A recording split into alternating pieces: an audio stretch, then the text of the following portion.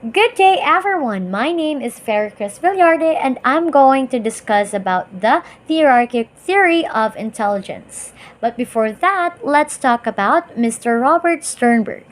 Robert Sternberg, he is an American psychologist and psychometrician. He was born on December 8, 1949, in the state of New Jersey, the United States.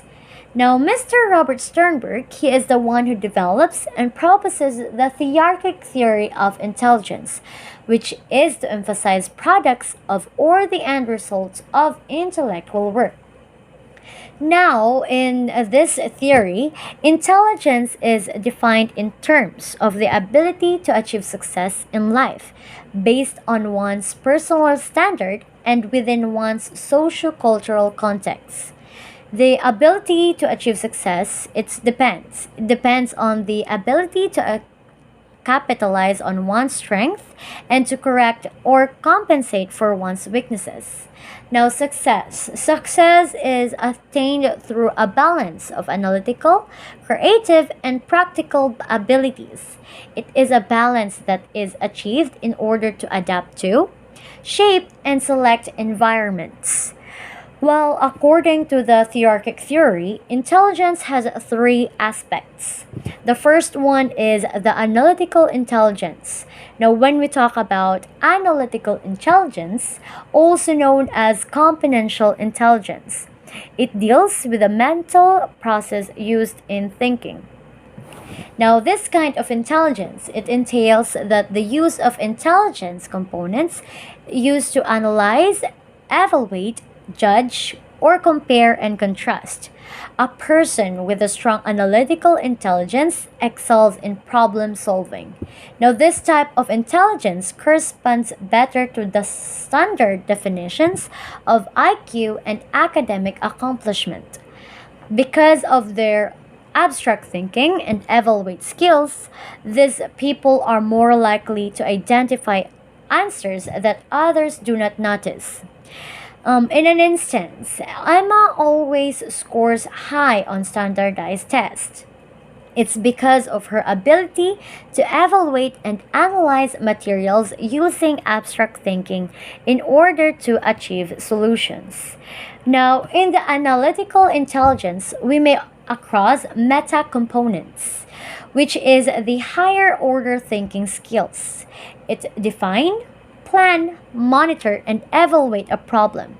For example, answering metacognitive activities that include planning how to approach a learning task or using appropriate skills and strategy to solve a problem. We could also encounter performance components. It deals with a lower order thinking skill. It's help us to facilitate the operations of our meta components.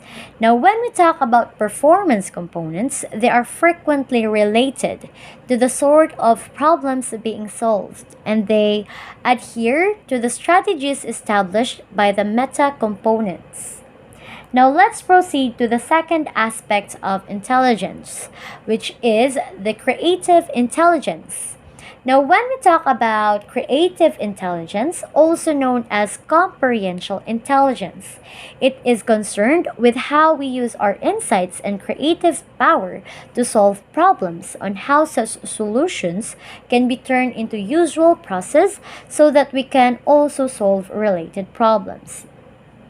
Now, this form of intelligence is associated with using existing knowledge and skills in order to deal with new problems or situations.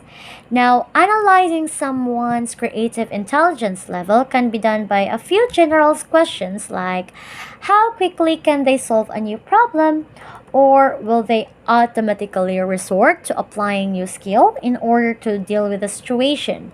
And an example for this is when you use your imagination to write a short story, paint artwork, or make an advertisement. By that, you can really think about solving a new problem, right?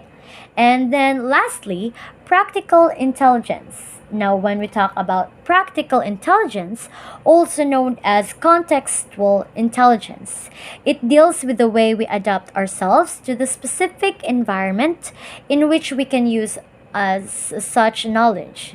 In a simple term, practical intelligence is street smart. Practical is Intelligence is defined as a person's capacity to adjust or adapt their surroundings to best suit their specific needs, I mean. Another term for this form of intelligence is common sense, obviously.